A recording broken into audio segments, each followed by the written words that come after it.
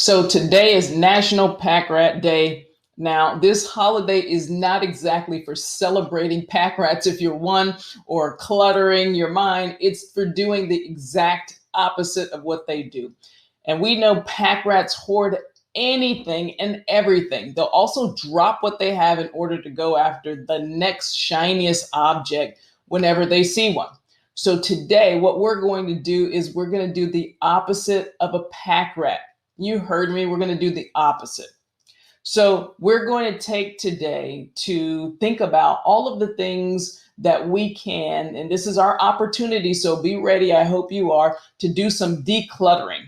And I mean, again, in your mind, opening up our mental space and then just going after our goals, taking our time to reflect and not be distracted by shiny or new things. Because sometimes we look at whatever comes along our way and we try to just go after those things.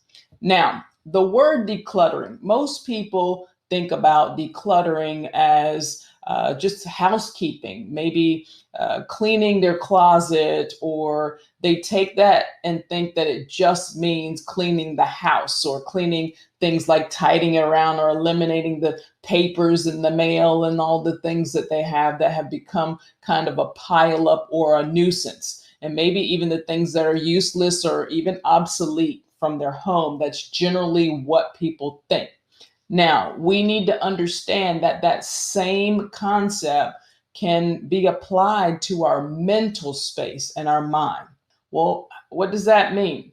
Well, it's the process of lowering the burden on our minds and all of the things that we have and just eliminating that unnecessary worry. Because when you cloud yourself with worry and thoughts, we have to take that time to accomplish and make changes in our life and also our thought process. That's important. And I know that clutter is generally caused by our mental processes, and it's just kind of this external event that also can be triggers as well that we don't think about, and that's important. So, how do we do that? The very first thing that we do in order to declutter our mind is to eliminate our triggers that sometimes those are powerful. And that's the way that we can really just eliminate the things that really aren't supposed to be there, that are really weighing us down. Now, you have to remember, though, that sometimes we can also be very ineffective and have ineffective habits for dealing with a lot of things such as boredom or stress or uncertainty. And we definitely have a lot of that. So thinking can also be another one of those mental clutters that we don't think about all the time. Because what it does is it uses our valuable resources and it drains our ability to just focus on the things that we need to, most importantly, our dreams. So your environment is also something that we have to think about. That's another possible source of just mental clutter overall. So think about it. A cluttered desk, like a cluttered environment, that's not going to help you get organized. It's not going to help you be relaxed and calm. That also applies to the people in your life. They can also clutter your mind. Just because they're going through things it doesn't mean that you have to fill your mental space with those same problems or issues. So today we're going to talk about how can you declutter your mind. Well, let's declutter our lifestyle. And what about our activities that we do that really don't add up or align with something positive or our core values in our life? How can we declutter those things to reduce our stress and help us just find this balance or greater fulfillment? We're talking about that this week. And we want to find fulfillment and purpose in our lives. There's no one that says, no, I don't want to know what's the purpose of my life. And no, I don't want to be completely fulfilled in my passions and joy in my life.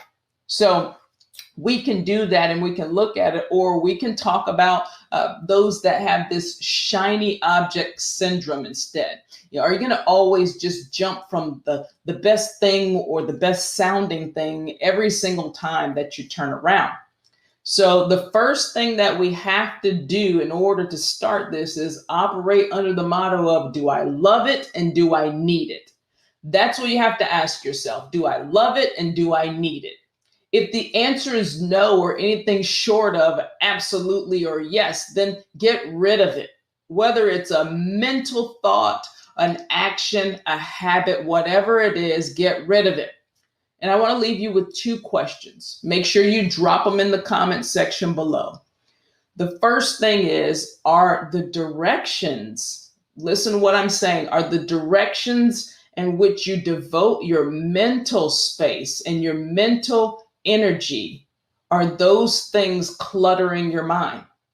And then the second question I want you to think about is, what can you do today to just continue to unclutter your mind? So again, do I love it and do I need it? And what can I do today? That's very important. If you don't think about all four of them, make sure you think about those three.